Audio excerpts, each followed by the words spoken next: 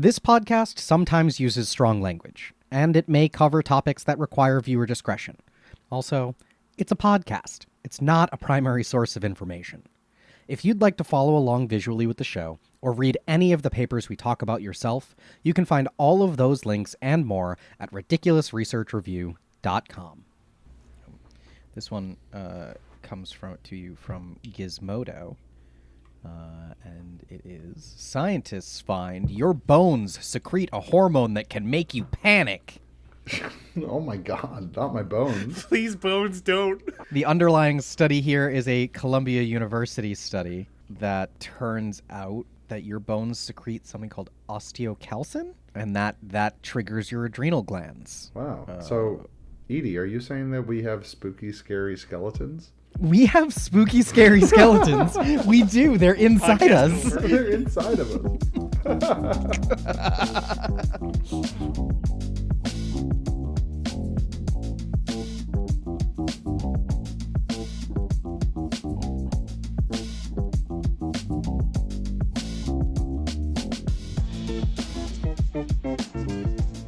Welcome back to the Ridiculous Research Review, where we talk about science that sounds silly and sometimes is impactful, too. My name is James Lynch. I have a PhD in robotics and biology, and they want me to call myself Dr. James Lynch, PhD, PE. It's the title you I earned. think that's Thank you. little bit much. I think it's a little bit deserve much. it. Well, I'll go next then. I'm Pat. Great. I am a professor and a technical director. I work mostly in theater, and I take care of all of the whimsical in our podcast. And I am Edie. I am a nonprofit finance and operations professional with a background in theater, social change, mechanical engineering, and a bunch of random other nonsense. Great. This one I want to start off a little bit differently from what we've done before. Okay, that fills me with fear. And I want you to both close your eyes. Uh-oh. Okay, close your eyes. But if I do that, I can't see, James. I understand, but close your eyes. I want you to put yourself. I want you to put yourself in a certain place. Okay. So you are standing on soft ground. You can hear the ocean, soft waves. You might have a little bit of sea water that's kind of washing up on your feet. Hear the seabirds out in the distance, maybe some caws of crows. And as you open your eyes, you find yourself in what was previously a forest that, due to sea level rise, has been inundated with seawater. And that has caused the trees in the area to die and to start to decompose. And this is called a ghost forest. And the image that I'm showing you is from an article about this study. And this one's in North Carolina. And so it's like midsummer in North Carolina. It's hot, it's humid, it's probably windy by the beach, but around the ghost forest, the smell is of, rotting wood and decaying plant matter and ocean. Right? Are you with me so far? I am with you so far. With you so Wonderful far. word picture. So as you're walking, what? A wonderful word picture. An honest compliment. Good job. Well, thanks. Well, as you're walking through this environment, you see off in the distance, there's a group of people who are standing around a few of these trees. And as you approach, you realize that one of them is wearing what appears to be a Ghostbusters backpack. What? It is a hard-shelled green backpack with tubes coming out of both sides. And the person wearing it is hooking up the tubes of this backpack to some of these dead trees that are out in the stand. And it looks something like this, which is the photo that I'm showing here on slide 2. Well, this is the coolest gear we've seen so far. There's not even any bugs glued to this. 100%, that's a Ghostbuster. Ghost Forest, Ghostbuster, yeah. The photo here is of Melinda Martinez, who led this study. And yeah, you've got this Ghostbusters backpack hooked up to the side of a tree with this kind of clear container wrapped around, and it seems that she is measuring something on a device. She's got big waders on. It almost looks like, just for a visual image here, it looks like she has attached herself to this tree in an attempt to suck out its last tree juice. Like that, like I don't know. Maybe this is maybe I'm just too New England brained here, but it looks like trying to capture sap before this tree dies. I think you're not that far off. Okay. Because if you were to ask her what she's doing with this backpack, she would tell you that she's measuring ghost tree farts. Would she? Excuse me? Ghost tree farts. You are standing in a ghost forest and you are measuring tree farts. Technically, we're measuring greenhouse gas emissions from the technical word is a snag, which is a standing dead tree. Okay. And you're getting greenhouse gas emissions. But one of those greenhouse gas emissions is methane. Methane is produced by decomposing material in the tree created by bacteria. The methane is also present in farts, which is also produced by microbes, and therefore these are tree farts. Okay, that tracks. The other researcher on this, whose name is Marcelo Ardone, calls these the last breath of these dying trees as they decompose. And to describe what he does to his 8 and 11-year-old children, he describes them as tree farts, which is both hilarious and adorable and scientifically accurate. Wonderful. The name of this study is Drivers of Greenhouse Gas Emissions from Standing Dead Trees in Ghost Forests. Really rolls off the tongue. It does. Shockingly, they didn't decide to go with ghost farts. I really think they should have missed opportunity. Yeah, I mean, I guess probably the editors at Biogeochemistry, where this was published in 2021, were not as cool and fun as Marcelo Ardone, who coined the term ghost tree farts. But essentially, what they did here, is they went over the course of 2 summers. They went out to places in northeastern North Carolina on the coast that have had sea level rise and flooding events that have created these stands of dead trees. And they set up this really amazing set of experiments to measure a lot of different features of that environment there. I pulled a figure from their electronic supplemental materials that kind of goes into everything that they did. They have the flexible chamber, which is what was attached to the Ghostbuster backpack, which is a GasMet portable gas analyzer, is wrapped around the dead tree, and you measure the emission of CO2, methane, and nitrous oxide. And they measured a whole bunch of other features of the environment to kind of see the degree to which different features caused different levels of greenhouse gas emissions. They also did the same measurements for the soil near the trees, as opposed to just the trees themselves.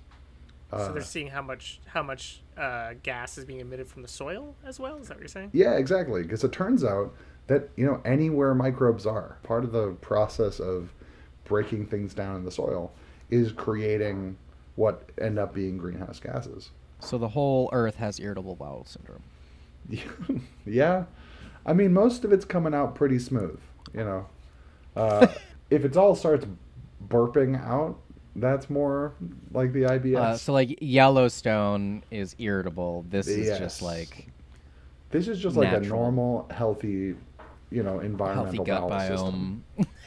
It's a good healthy gut biome. Exactly right. I mean, the other thing that's interesting looking at this image and thinking about this Ghostbuster backpack that they've got, all of this and the idea that they're thinking of them as ghost farts, all of these tools look like the fake science gizmos that the like ghost hunter shows carry. Yes. Like every bit of this looks so fake. It's funny you say that, actually, Edie, because my response to this was actually that, like, this is the one diagram I've seen so far in all the projects that James has brought us that I've been like, yeah, we're doing some real science stuff. The one thing that feels science fictiony to me is the GasMet portable gas analyzer, which does look very, very Ghostbusters to me. The one I'm confused about is that they're checking the ground for conductivity.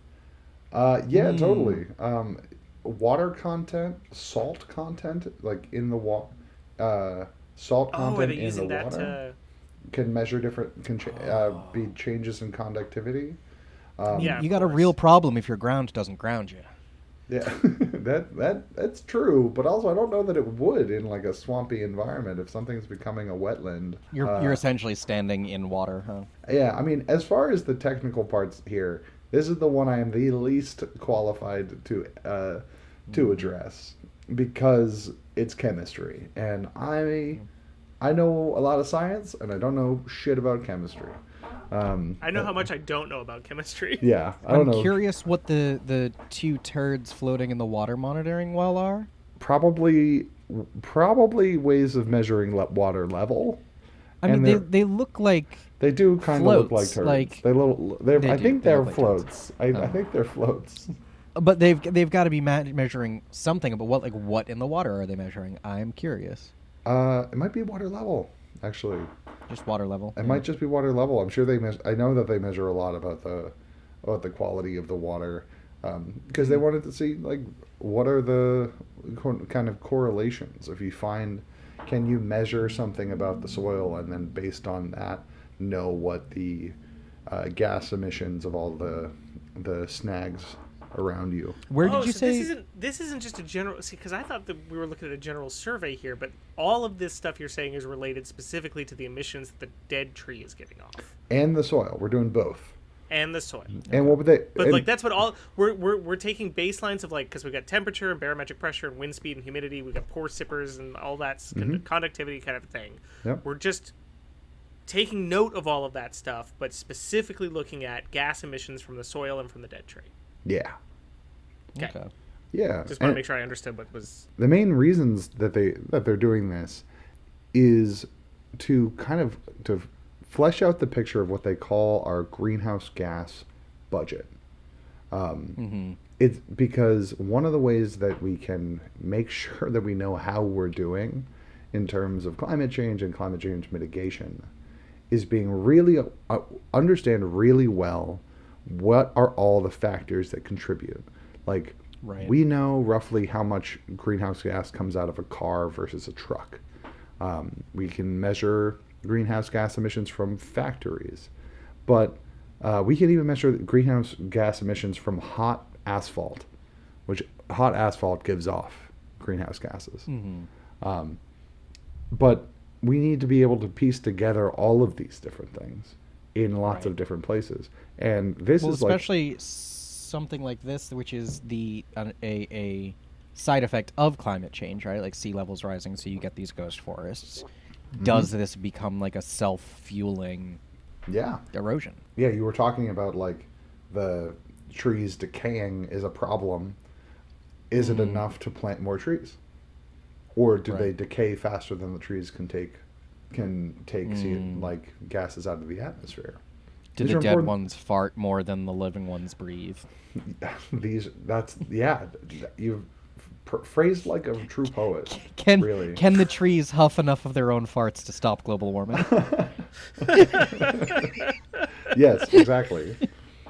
And it seems like the good news is that the amount of CO2, based on, we're looking at figure 5 in the paper, two figures that are both describing in either the snags, which are the trees themselves, the ghost tree farts, versus the soil farts in the other figure.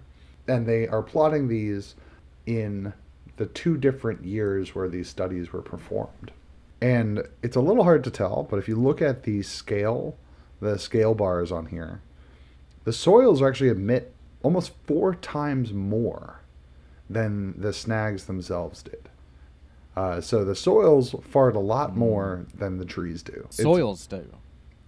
The soils are giving a lot more. So of that whole landscape of trees and like saltwater infused soil, the trees are only taking up about a fifth, are only giving off about a fifth of the total greenhouse gases from that area. So, what in the soil is giving off CO2? Just What decay, like decaying, it's decaying organic matter in the soil? in the soil. And it makes a little bit of sense if you think that like there's a lot more biomass in the soil than there Underneath are a forest. than there is in It's the mycelium. tree. It's mushroom farts. It's yeah, honestly, it's probably partially mushroom farts. All of this to say though, these numbers are very small.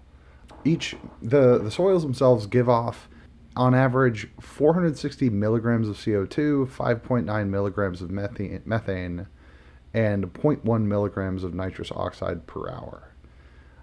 Those numbers actually are extremely small. A dairy cow can emit up to 27 grams, not milligrams.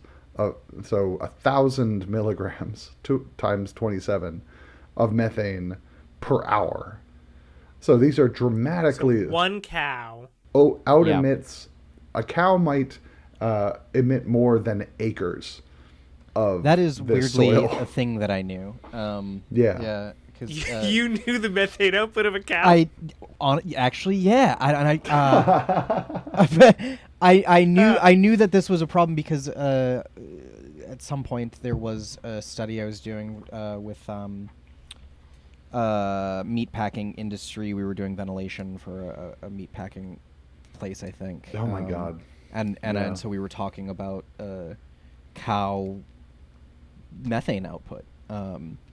And like the beef industry is one of the largest contributors to global warming, in part because the cows just burp so much. Essentially, cow burps are a significantly higher level in terms of greenhouse gases than tree farts. So while it's really important for us to like be able to log and understand like every contributor to greenhouse gas emissions, we should probably, pull back on the dairy farms before we worry too much about the ghost trees.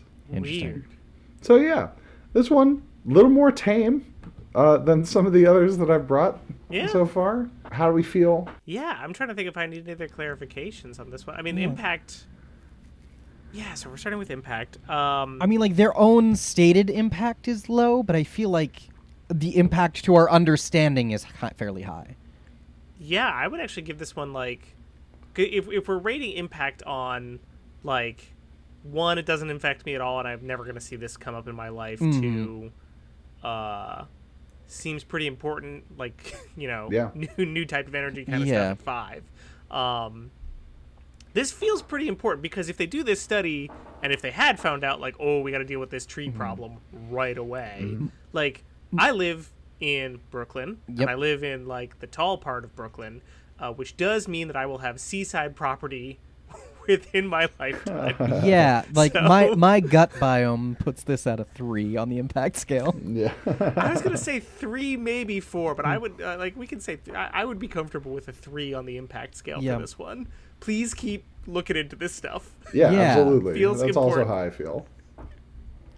Which means when we get to the scientists are freaks meter here, I don't know that they're freaks on I this. think Well, this is a straight up 1. This feels Yeah. like very sciencey science to me. The only Yeah, this feels like a. It's just that you just want it to be freaky because they got a cool ghost tree fart backpack. Yeah. But it's just checking for the things that like cars and stuff are putting out and cows are putting out that are causing all the problems for us. The Ghostbusters fart backpack is a little crazy, so maybe that bumps it to like a 1.5. Like, You know, 1.5, but it certainly doesn't bring it to a 2. No. I think that the freakiness here is that this is a guy with a lovely sense of humor and 2 young kids, and a fart sniffing backpack.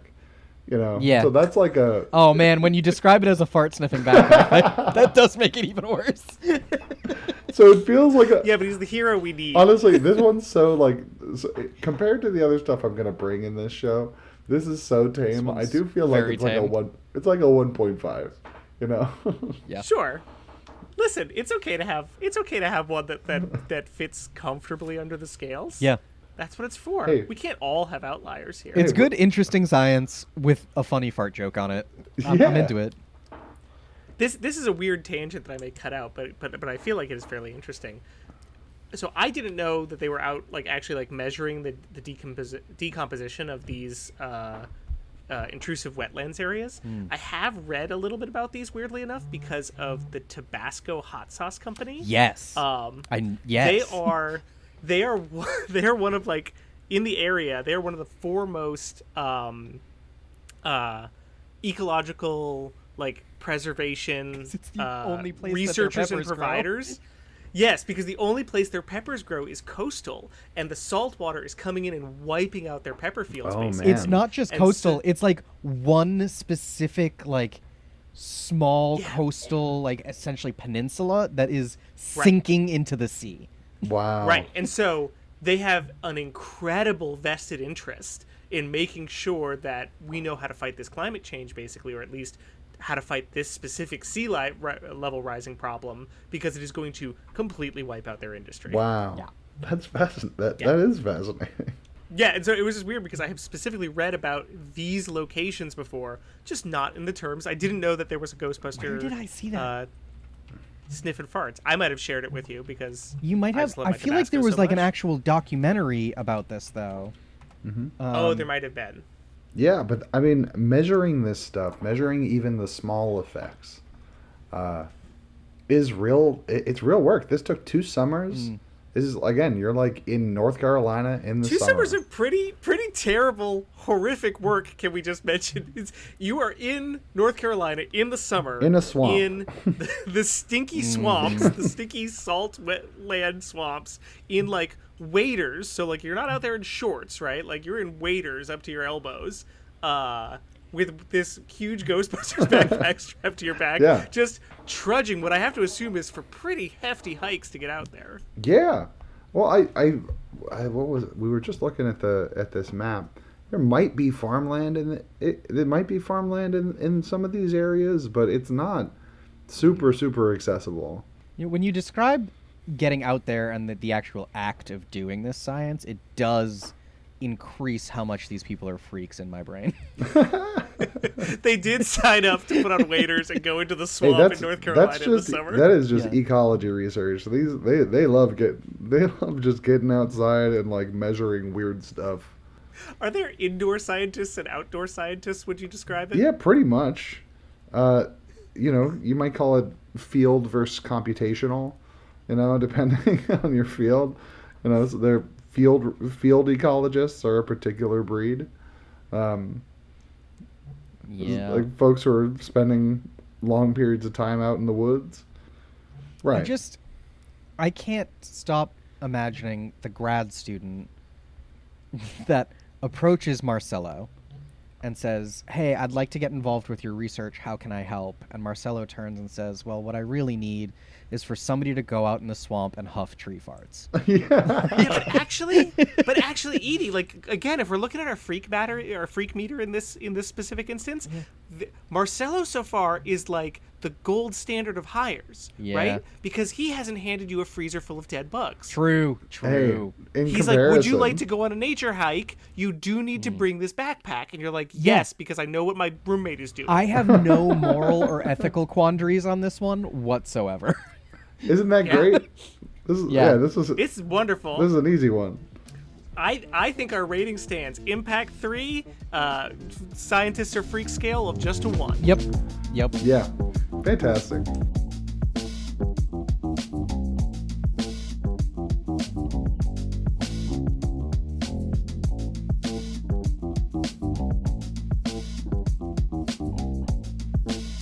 I can make a specific comparison to that only because there's definitely summer stock theater technicians Sure.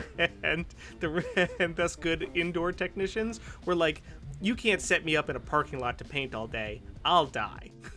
The sun is my enemy.